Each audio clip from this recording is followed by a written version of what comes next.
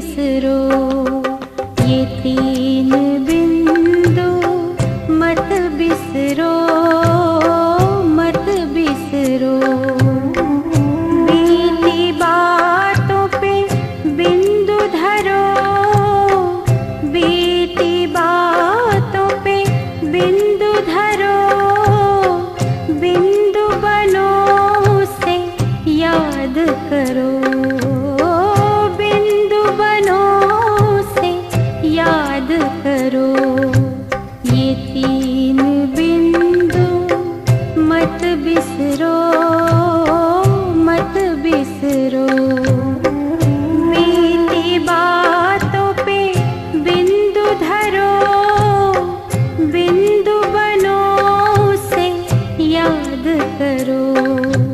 ये तीन बिंदु मत बिसरो, मत बिसरो।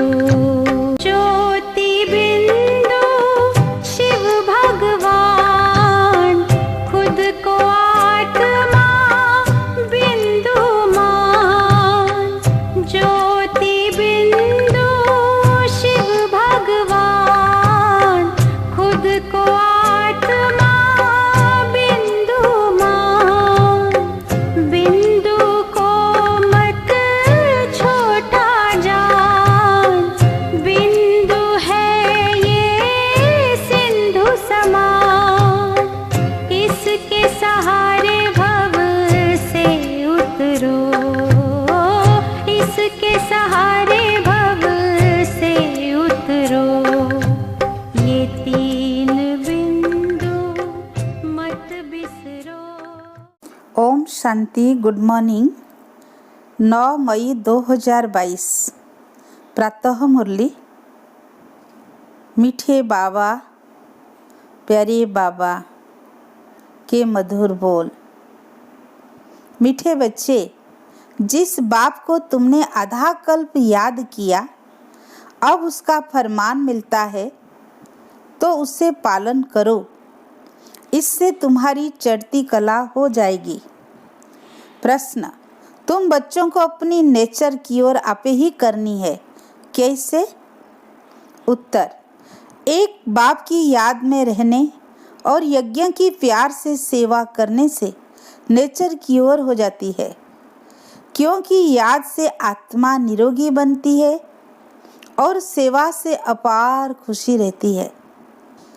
तो जो याद और सेवा में बिजी रहते हैं, उनकी नेचर की ओर होती रहती है।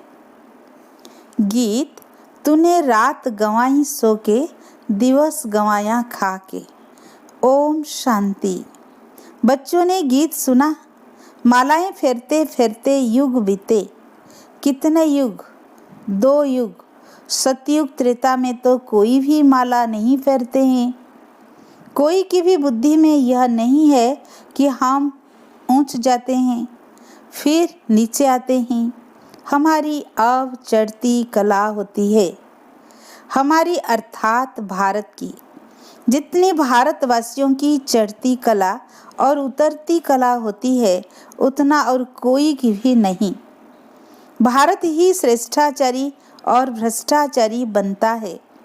भारत ही निर्विकारी, भारत ही विकारी और खंडों व धर्मों से इतना तल्लुक नहीं है। वह कोई हेवन में नहीं आते हैं। भारतवासियों के लिए ही चित्र है। बरोबर राज्य करते थे तो बाप समझाते हैं, तुम्हारी अब चढ़ती कला है। जिसका हाथ पकड़ा है वह तुमको साथ ले जाएंगे। हम भारतवासियों की ही चढ़ती कला है। मुक्ति में जाकर फिर जीवन मुक्ति में आएंगे। आधा कल्प देवी देवता धर्म का राज्य चलता है। 21 पीढ़ी चढ़ते हैं, फिर उतरती कला हो जाती है। कहते हैं, चढ़ती कला तेरे भाने सर्व का भला। अब सर्व का भला तो होता है ना, परंतु चढ़ती कला और उतरती कला में तुम आए हो। इस समय भारत जितना कर्जा लेता है उतना और कोई नहीं लेते। बच्चे जानते हैं हमारा भारत सोने की चिड़िया था, बहुत साहूकार था। अभी भारत की उतरती कला पूरी होती है।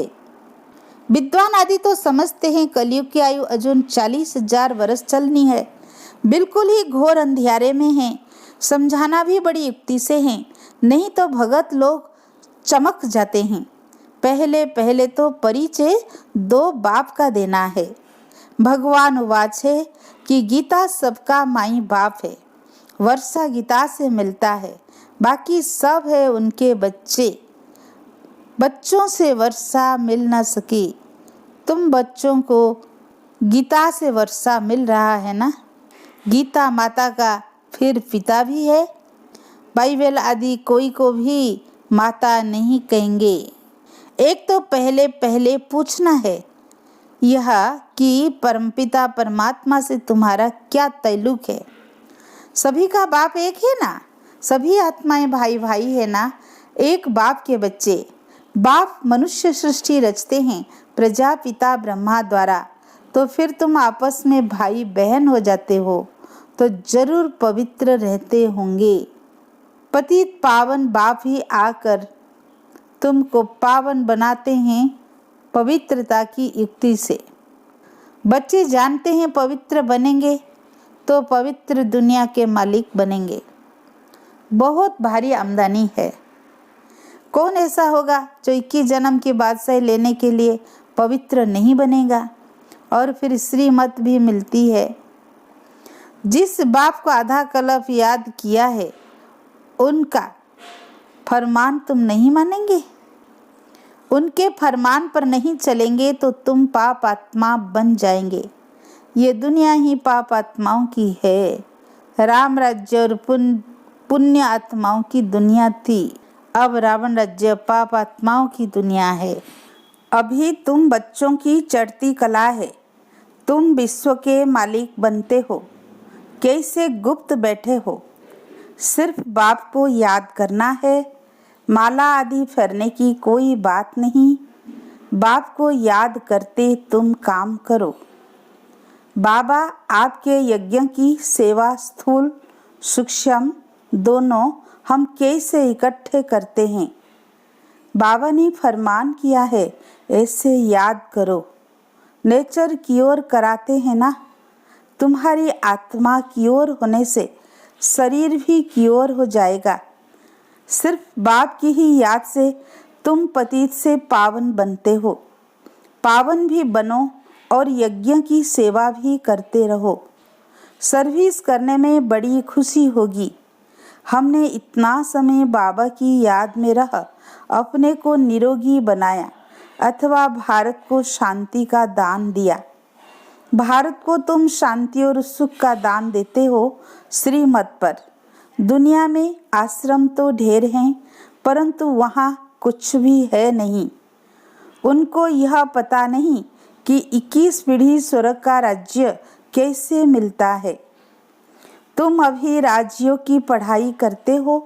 वो लोग भी कहते रहते हैं कि गॉड फादर आ गया है। कहाँ है जरूर, सो तो जरूर होगा ना। विनाश के लिए बॉम्ब्स भी निकल चुके हैं। जरूर बाप ही हेवन की स्थापना, हेल का विनाश कराते होंगे। यह तो नर्क है ना। कितनी लड़ाई मारामारी आदि है। बहुत डर है। बच्चों को कैसे भगा कर ले जाते हैं। कितने उपद्रव होते हैं। अभी तुम जानते हो कि यह दुनिया बदल रही है। कलयुग बदल फिर सतयुग हो रहा है। हम सतयुग की स्थापना में बाबा के मददगार हैं। ब्राह्मण ही मददगार होते हैं। प्रजापिता ब्रह्मा से ब्राह्मण पैदा होते हैं। वह है कुख वंशावली, तुम हो मुख वंशावली। वह ब्रह्मा की संतान तो हो न सके, तुमको एडॉप्ट किया जाता है। तुम ब्राह्मण ही ब्रह्मा की औलाद। प्रजापिता ब्रह्मा तो संगम पर ही हो सकता है। ब्राह्मण सो फिर देवी देवता बनते हैं। तुम उन ब्राह्मणों को भी समझा सकते हो कि तुम कुख वंशावली हो। कहते हो ब्राह्मण देवी देवताए नमः। ब्राह्मणों को भी नमस्ते, देवताओं को भी नमस्ते करते हैं, परंतु ब्राह्मणों को नमस्ते तब करे जबकि अभी हो। समझते हैं यह ब्राह्मण लोग हैं, तन मन धन से बाबा की श्रीमत पर चलते हैं। वह ब्राह्मण जिस्मानी यात्रा पर ले जाते हैं। यह तुम्हारी है रूहानी यात्रा। तुम्हारी यात्रा कितनी मीठी है। वह जिस्मानी यात्राएं तो ढेर है, गुरु लोग भी ढेर हैं, सबको गुरु कह देते। अभी तुम बच्चे जानते हो, हम मीठे शिव बाबा की मत पर चल उनसे वर्षा ले रहे हैं। ब्रह्मा द्वारा वर्षा शिव बाबा से लेते हैं। तुम यहाँ आते हो तो फट से पूछता हूँ, किसके पास आए हो? बुद्धि में है यह शिव बाबा का लोन लिया हुआ रथ है, हम उनके पास जाते हैं। सगाई ब्राह्मण लोग कराते हैं, परंतु कनेक्शन सजनी साजन का आपस में होता है, न कि सगाई कराने वाले ब्राह्मण से। स्त्री पति को याद करती है या हथियाला बांधने वाले को याद करती है। तुम्हारा भी साजन है शिव, फिर किसी देहधारी को तुम क्यों याद करते हो? याद करना है शिव को। यह लकेट आदि भी बाबा ने बनवाए हैं समझाने के लिए। बाबा खुद ही दलाल बन सगाई कराते हैं, तो दलाल को याद नहीं करना है। सजनियों का योग साजन के साथ है। मम्मा बाबा आकर तुम बच्चों द्वारा मुरली सुनाते हैं। बाबा कहते हैं बहुत ऐसे बच्चे हैं जिनकी भ्रकुटी के बीच हम बैठ मुरली चलाता हूँ कल्याण करने अर्थ। कोई को साक्षात्कार कराने, मुरली सुनाने, कोई का कल्याण करने आता हूँ। ब्राह्मणियों में इतनी ताकत नहीं, जानता हूँ इनको ये ब्राह्मणी उठा नहीं सकेगी, तो मैं ऐसा तीर लगाता हूँ जो वो ब्राह्मणी से भी तीखा जाए। ब्राह्मणी समझती है इनको हमने समझाया, देह अभिमान में आ जाते हैं। वास्तव में यह अहंकार भी नहीं आना चाहिए। सब कुछ शिव बाबा करने वाला है।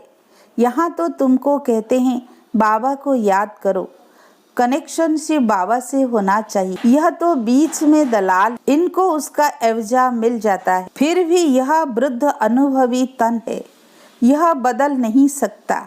ड्रामा में नूंद है। ऐसे नहीं दूसरे कल्प में दूसरे के तन में आएंगे, नहीं, जो लास्ट में है उनको ही फिर पहले जाना है।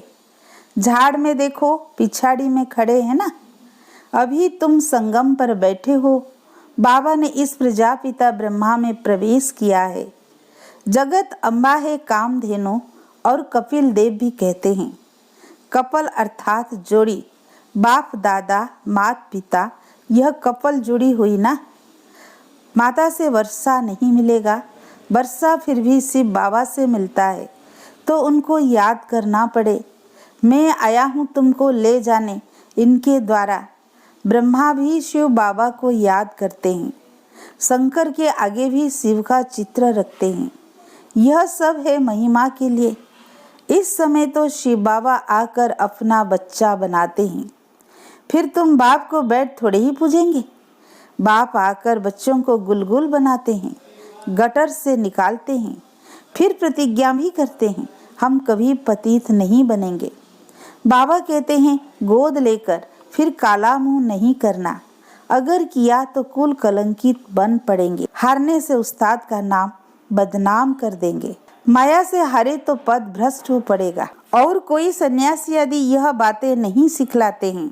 कोई हैं जो कहेंगे मास में एक बार विकार में जाओ, कोई कहते 6 मास में एक बार जाओ, कोई तो बहुत अजामिल होते हैं। बाबा ने तो बहुत गुरु किए हुए हैं, वह ऐसे कभी नहीं कहेंगे कि पवित्र बनो।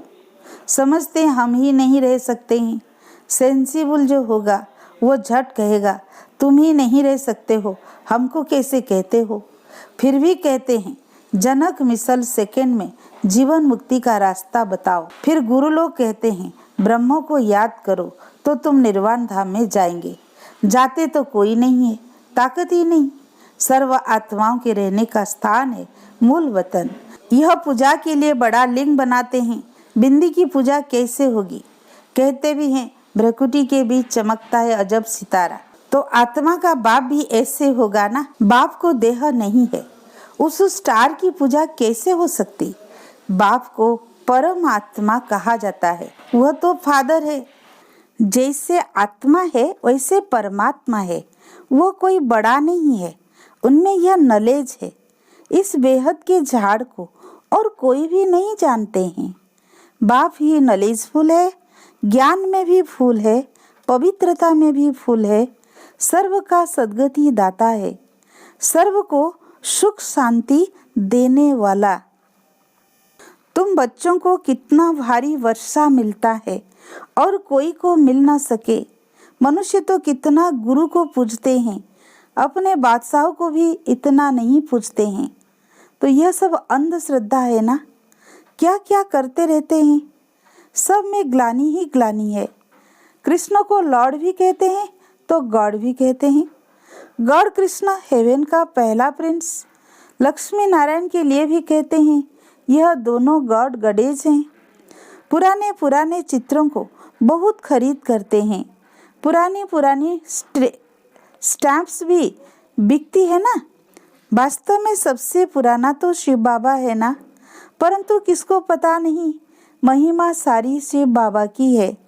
वह चीज़ तो मिल न सके। पुराने ते पुरानी चीज़ कौन सी है? नंबर 1 शिव बाबा।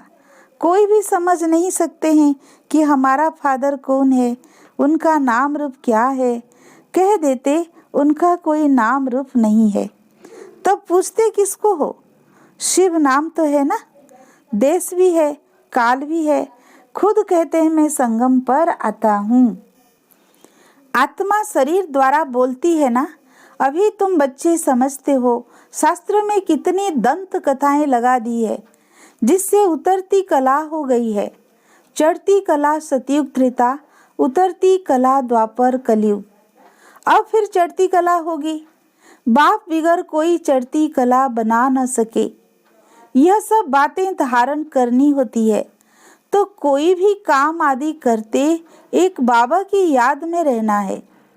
जैसे श्रीनाथ द्वारे में मुंह को कपड़ा बांध काम करते हैं, श्रीनाथ कृष्ण को कहते हैं। श्रीनाथ का भोजन बनता है ना। शिव बाबा तो भोजन आदि नहीं खाते हैं। तुम पवित्र भोजन बनाते हो तो याद में रह बनाना चाहिए, तो उससे बल मिलेगा। कृष्ण लोक में जाने के लिए व्रत नेम आदि रखते हैं। अभी तुम जानते हो हम कृष्णपुरी में जा रहे हैं, इसीलिए तुमको लायक बनाया जाता है। तुम बाबा को याद करते तो फिर बाबा गारंटी करते हैं तुम कृष्णपुरी में जरूर जाएंगे। तुम जानते हो हम अपने लिए कृष्णपुरी स्थापन कर रहे हैं, फिर हम ही राज्य करेंगे। जो श्रीमत पर चलेंगे वह कृष्णपुरी में आएंगे। लक्ष्मी नारायण से भी अधिक कृष्ण का नाम वाला है। कृष्ण छोटा बच्चा है तो महात्मा के समान है। बाल अवस्था सतो प्रधान है, इसीलिए कृष्ण का नाम जास्ती है। अच्छा, मीठे मीठे सिकील दे बच्चों प्रति माता पिता बाप दादा का याद प्यार और गुड मॉर्निंग। रूहानी बाप की रूहानी बच्चों को नमस्ते। हम रूहानी बच्चों की रूहानी बाप दादा को याद प्यार गुड मॉर्निंग नमस्ते नमस्ते। शुक्रिया प्यारे बाप दादा को, शुक्रिया शुक्रिया। धारणा के लिए मुख्य सार, अपना पूरा कनेक्शन एक शिव बाबा से रखना है। कभी किसी भी देहधारी को याद नहीं करना है। कभी अपने उस्ताद बाप का नाम बदनाम नहीं करना है। सेकेंड पॉइंट, अपने द्वारा यदि किसी का कल्याण होता है तो मैंने इसका कल्याण किया, इस अहंकार में नहीं आना है। यह भी देह अभिमान है। कराने वाले बाप को याद करना है। आज का वरदान, अमृत वेले 3 बिंदियों का तिलक लगाने वाले क्यों क्या की हलचल से मुक्त अचल अडोल भाव। बाप दादा सदा कहते हैं कि रोज अमृत वेले 3 बिंदियों का तिलक लगाओ। आप भी बिंदी, बाप भी बिंदी, और जो हो गया, जो हो रहा है, नथिंग न्यू, तो फुल स्टॉप भी बिंदी। यह 3 बिंदी का तिलक लगाना अर्थात स्मृति में रहना, फिर सारा दिन अचल अडोल रहेंगे। क्यों क्या की हलचल समाप्त हो जाएगी। जिस समय कोई बात होती है उसी समय फुल स्टॉप लगाओ। नथिंग न्यू, होना था, हो रहा है, साक्षी बन देखो और आगे बढ़ते चलो। स्लोगन: परिवर्तन शक्ति द्वारा व्यर्थ संकल्पों के बहाव का फोर्स समाप्त कर दो तो समर्थ बन जाएंगे। अच्छा, ओम शांति।